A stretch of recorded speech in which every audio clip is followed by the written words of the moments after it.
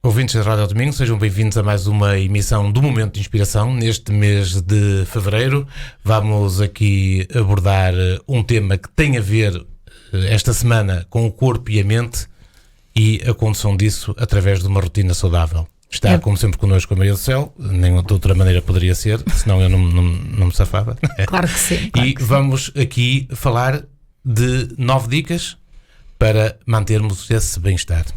Olá, ouvintes, espero que estejam bem, obrigada por estarem aí. Nós hoje vamos pegar em alguns temas e alguns objetivos que nós deveríamos ter como adultos na nossa vida e vamos dar-lhes uma volta e fazer uma reflexão no sentido de que estas rotinas deveriam ser ensinadas desde que as crianças nascem. É mesmo em termos pedagógicos, nós gostávamos que vocês entendessem este programa, porque a par de uma formação académica, a par de uma educação, saber se comportar, é fundamental que desde pequenos as crianças tenham alguns conceitos. E eu vou utilizar até um termo que é talvez demasiado agressivo, entre aspas, que é como verdades absolutas. E que se nós tivermos isto desde pequenos, vai ser muito mais fácil depois conviver com diferentes variáveis que a vida nos vai apresentando. Algumas destas dicas, Maria do Céu, já foram aqui faladas ao longo dos últimos anos, nem é dos últimos programas, é dos últimos anos, que nos obrigam é entre aspas, a ter uma rotina saudável, não só no trabalho, mas também na nossa casa, portanto, no dia-a-dia, e uma delas começa à noite, não começa de manhã, começa à noite, que é ter um sono de qualidade.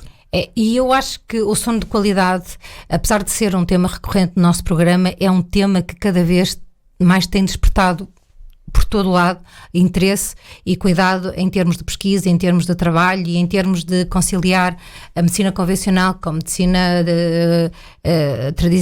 chinesa ou qualquer coisa assim. Porquê? Porque o sono é fundamental para o nosso bem-estar, o sono é fundamental para a aprendizagem, o sono é fundamental para até se ter uma boa forma. E frequentemente descurado.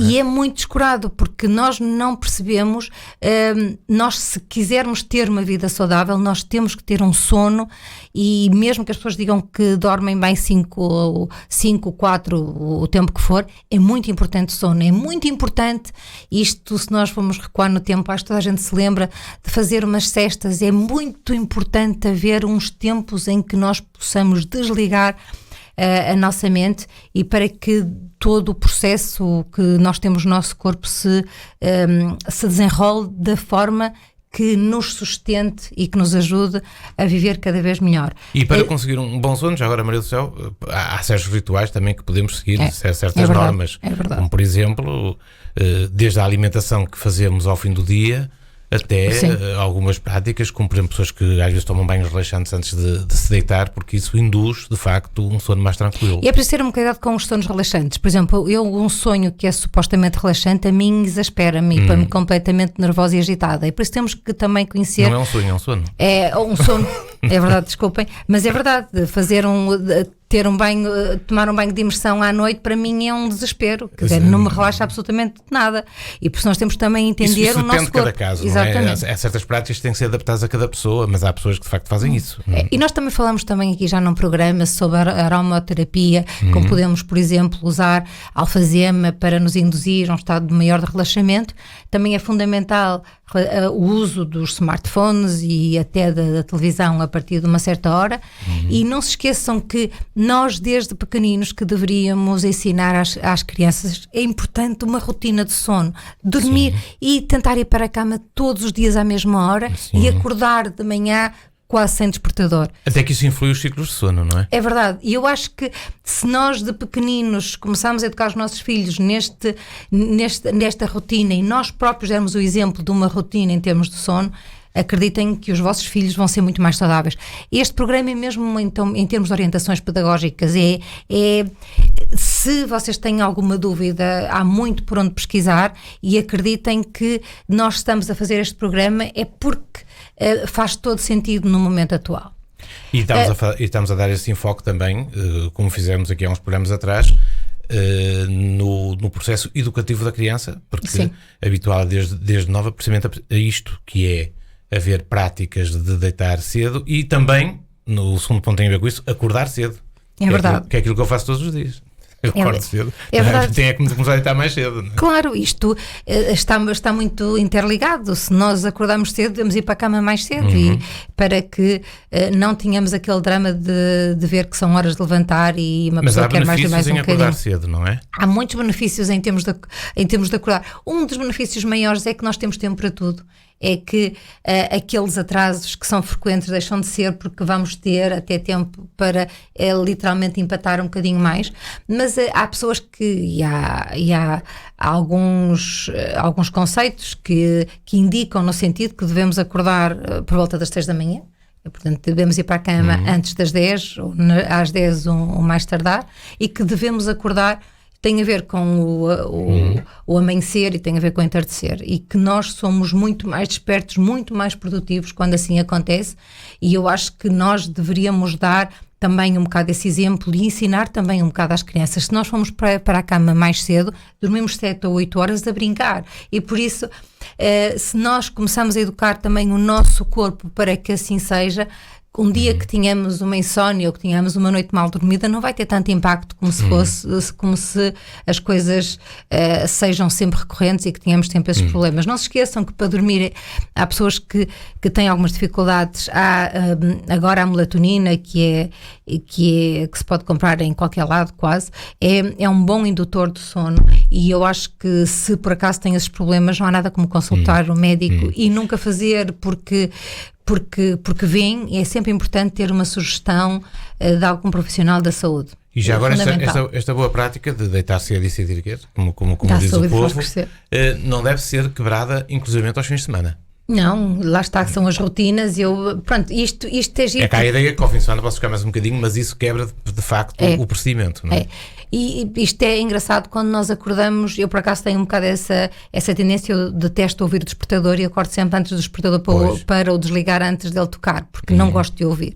E por isso, se nós conseguirmos manter esta dinâmica e esta atitude na vida de ter umas rotinas e que essas rotinas vão trabalhar a nosso favor, as crianças vão sendo educadas também nesse conceito e vão, se vocês querem deixar uma boa atitude e uma boa forma de estar, realmente esta é das mais importantes. A outra também é fundamental. Nós falamos muito na questão de beber água, e eu acho que não há um programa que nós façamos ou que já fizemos a terceira dica é beber água, que nós não façamos sempre a referência à água.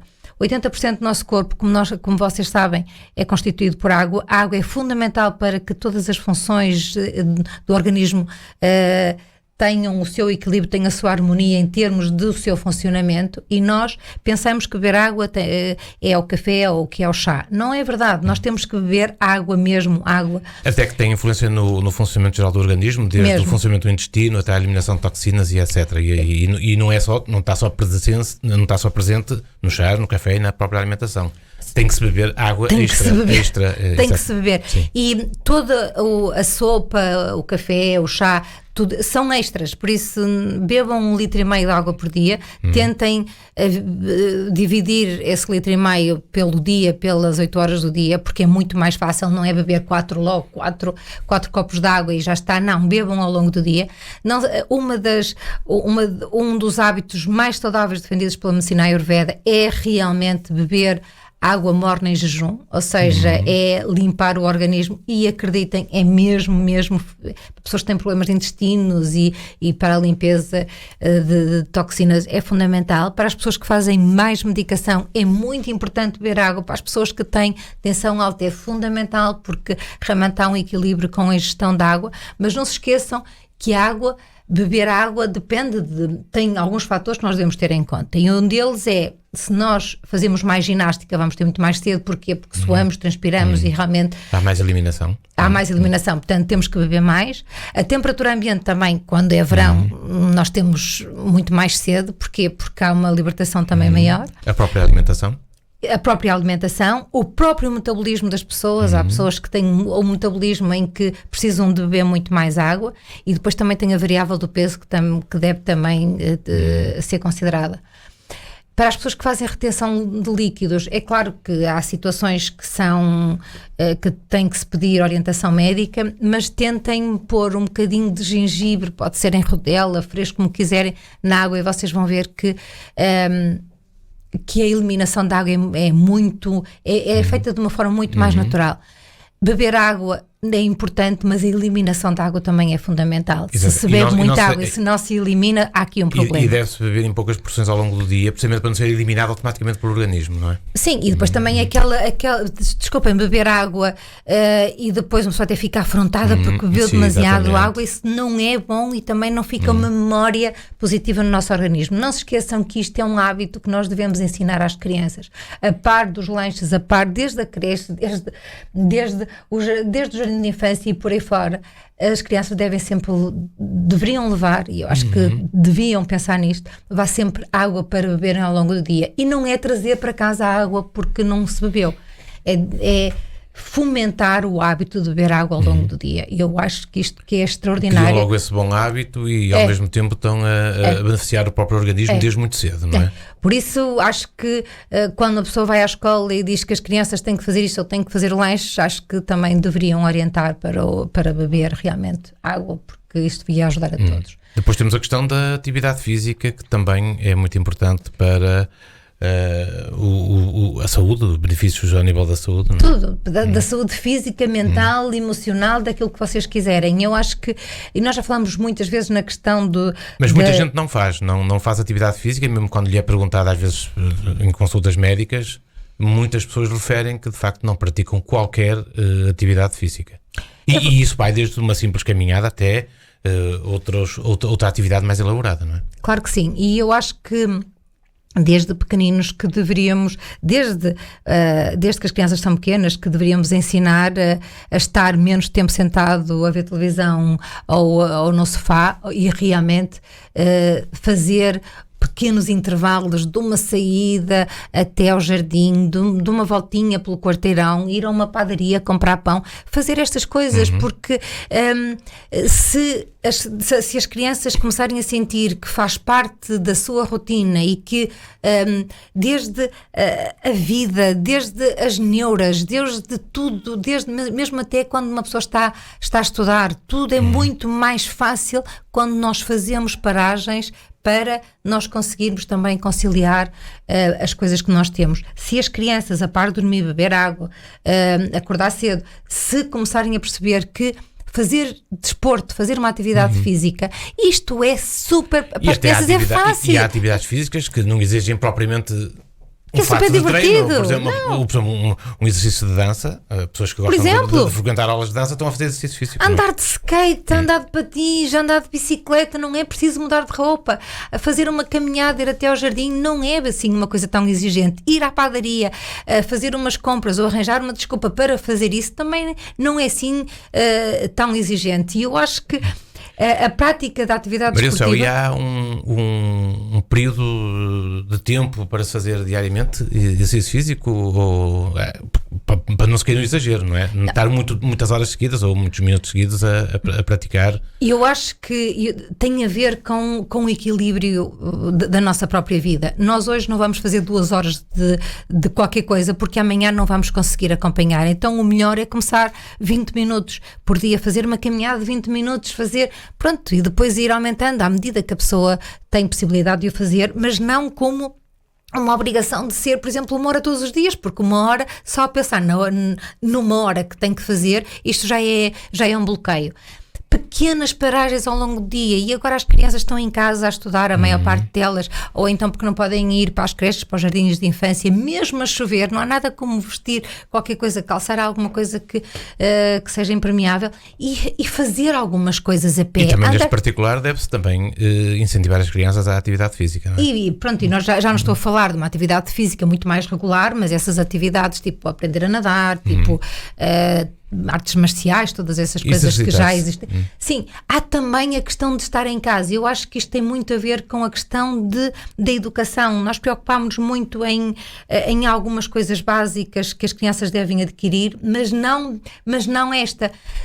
Pensamos nisto sim, quando as crianças têm algum excesso de peso, e aí já vêm os pediatras e vêm os nutricionistas que realmente começam a falar da atividade física. Mas se uma criança for magra e se tiver uma alimentação mais ou menos, ninguém fala na necessidade de fazer desporto. E a necessidade de fazer desporto é fundamental na vida toda.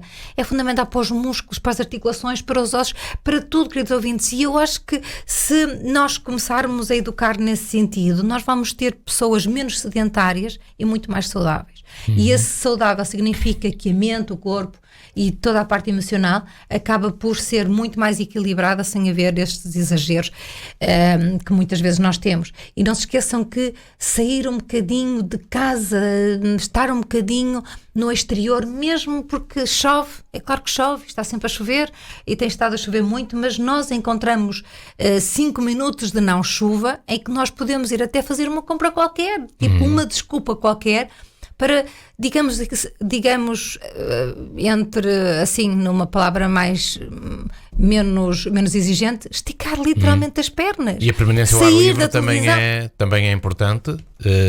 Nesta altura de confinamento não é muito aconselhável, mas pequenos períodos são importantes, mesmo até pela própria aquisição de vitamina D, não é? Exatamente, e eu acho que é daquelas questões que os nossos filhos nos vão agradecer a vida toda. São estas questões que nós deveríamos, apesar de serem recorrentes no nosso programa, nós nunca falamos em termos de orientação como verdades absolutas para quem quer ter uma vida mais saudável. É claro que há variáveis que não estão no nosso poder de mudar, mas estas nós temos poder para fazer com que a vida seja melhor, sim senhor. E se nós ensinarmos os nossos filhos, ou então as pessoas que estudam connosco, ou de alguma forma assim, nós estamos realmente a fazer uma ação meritória e de muito valor. O quinto ponto é muito importante porque tem a ver com aquilo que ingerimos todos os dias, ou seja, temos que precaver uma alimentação saudável. É verdade. E eu acho que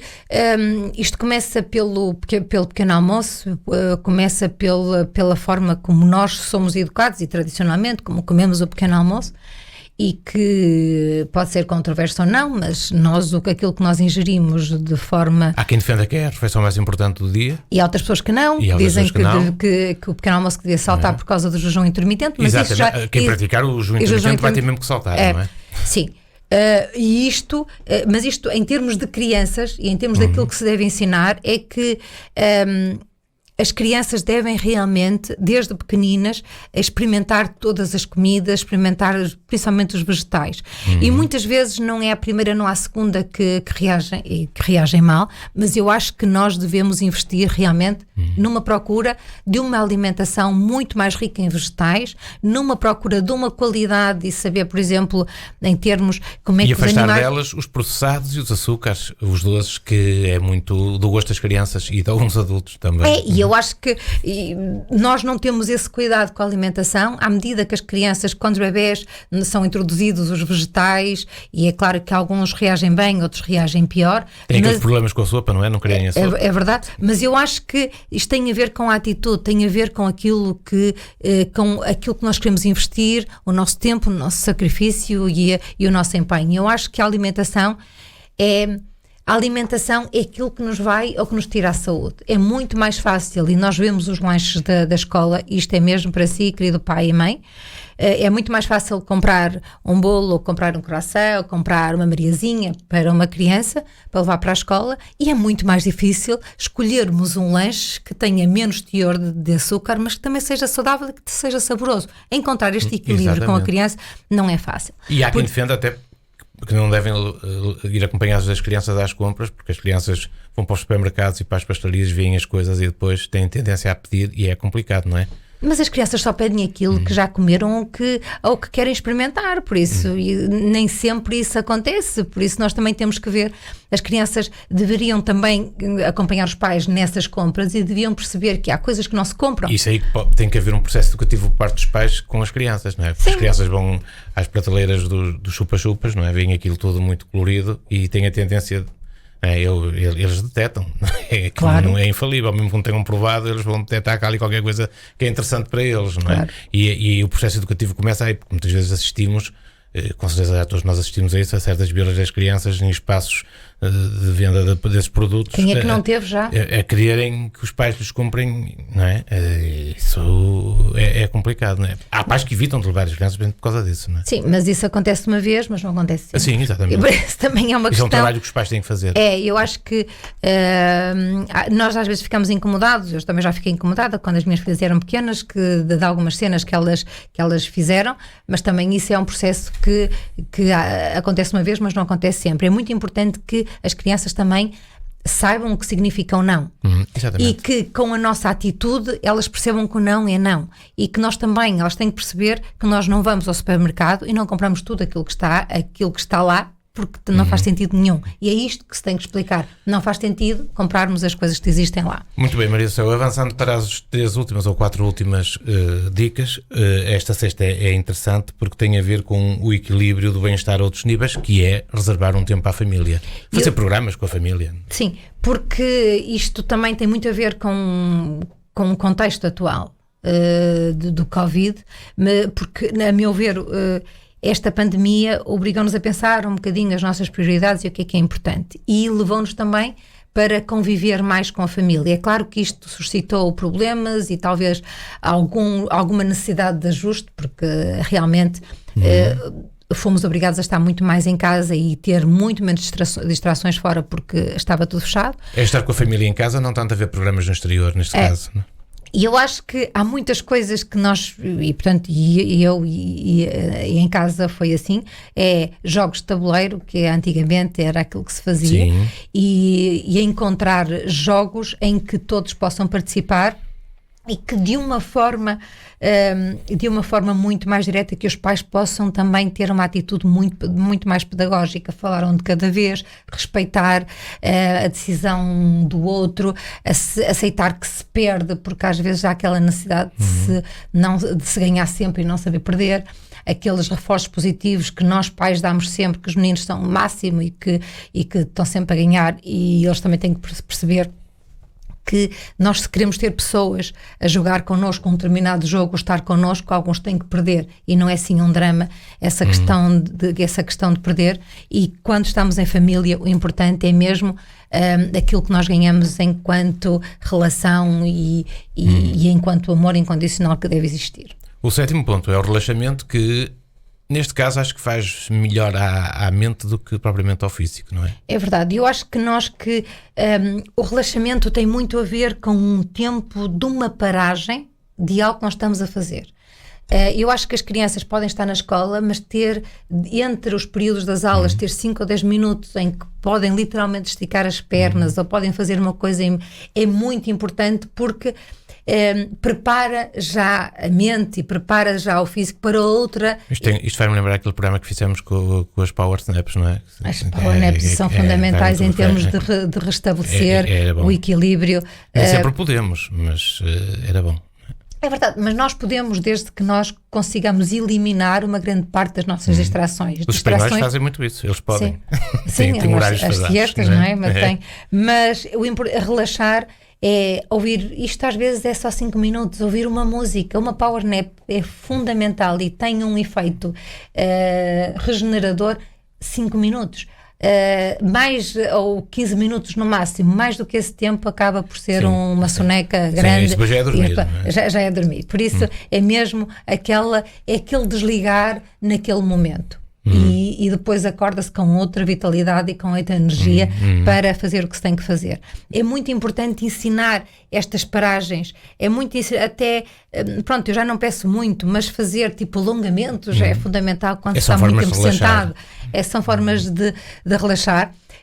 Não há nada como ouvir uma música, não há nada como pegar num livro que uma pessoa gosta, ou ouvir um podcast que nós estamos a seguir, e por isso entendam que relaxar ao longo do dia é fundamental para a nossa mente, é fundamental para nós sairmos daquele... E eliminar aquela pressão constante. Sim, de eliminar aquela pressão e daquele stress e da ansiedade, seja ele qual for, no momento.